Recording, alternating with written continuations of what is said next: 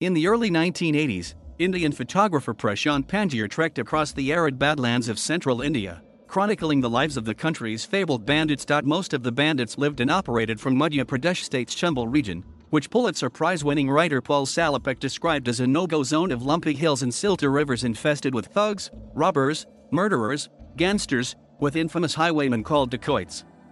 After months of trying, Panjiar and two fellow journalists managed to meet Malkhan Singh, popularly known as India's bandit king, in Chambal in May 1982. Bandits were also operating with impunity in the neighboring state of Uttar Pradesh. A year ago, Fullan Devi, a female bandit, had risen to notoriety when she had 22 upper-caste Hindu men massacred on Valentine's Day to avenge her gang rape.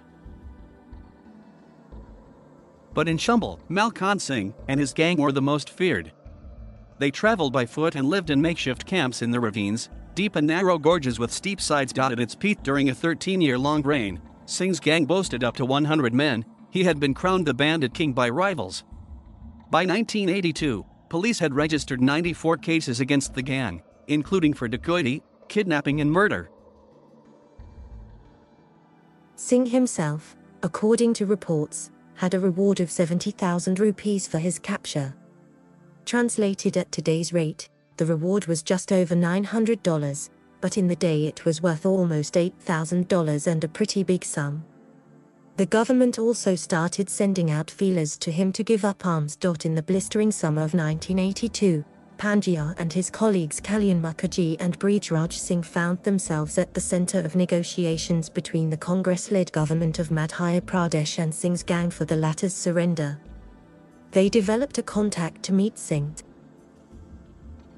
"I got to spend a few days with the gang.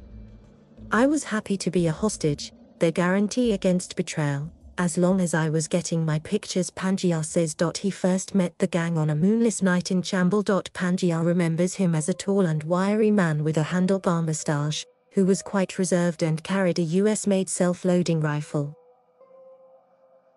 He was a man of few words, but an egotist and commanded respect. The gang, which was then about 24 strong, moved from one location to another at night, carrying their sparse belongings, bedrolls, weapons, some tarp for protection from rain and simple rations. They slept in the open. One member, Panjiar remembers, carried an AK-47, others carried carbines and rifles. Panjiar says Singh was a classic Chambal story, a young lower-caste man who said he took up the gun for self-honor and self-protection and to seek vengeance against his tormentor, an upper-caste man.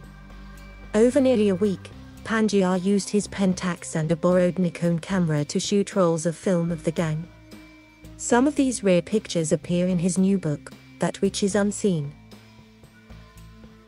The surrender finally happened in front of tens of thousands of people in June. Among other conditions, Singh had negotiated that none of his gang members could be handed the death penalty. He came like a conquering hero. Tall and lean, dressed in the uniform of the police he had fought hard in for years, dacoit King Malkhan Singh's farewell to arms in the town of Bind in North Madhya Pradesh before an awed crowd of 30,000 had all the trappings of a Roman triumph, reported India Today magazine. Singh had a dry sense of humor, Panjiar remembers.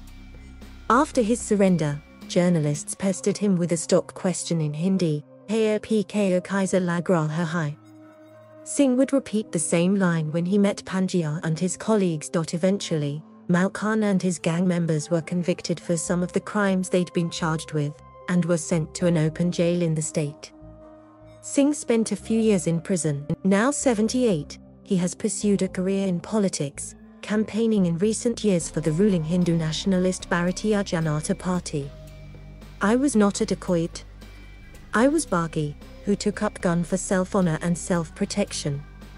I know who are real dacoits and also know how to deal with them," he said in 2019. Prashant Panjiar is a leading Indian photographer and author, most recently, of That Which Is Unseen.